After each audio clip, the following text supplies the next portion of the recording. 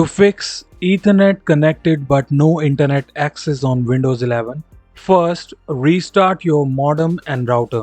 Unplug both devices from the power outlet, then wait for 30 seconds. Plug in the modem first and wait until all lights stabilize. Then plug in the router and wait for it to fully start. After doing so, check if the internet is working on your Windows 11 PC. Next, check the Ethernet cable and port.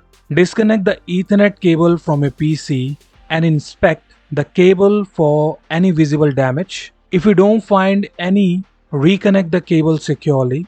Then disconnect the Ethernet from the router and try a different Ethernet port on the router.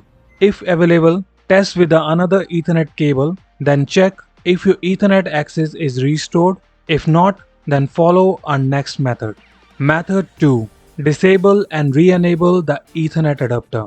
Right-click on Start, select Network Connections, scroll it down, click on Advanced Network Settings.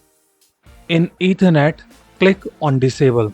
Wait for 10 seconds, then click on Enable and check if your internet working fine or not. Method 3. Renew the IP address and flush the DNS cache. Click in Search, type CMD, select Run as Administrator, click on Yes. In here, type the following command I am showing you on your screen. I have mentioned all commands in the description. From there you can copy paste in here. First, you need to type ipconfig /release, then ipconfig /renew.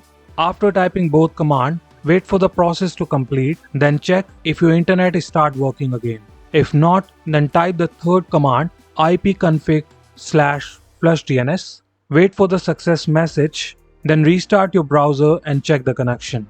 Hopefully, this will fix your issue. If not, check out our other parts. Link is given in the description. See you in the next video.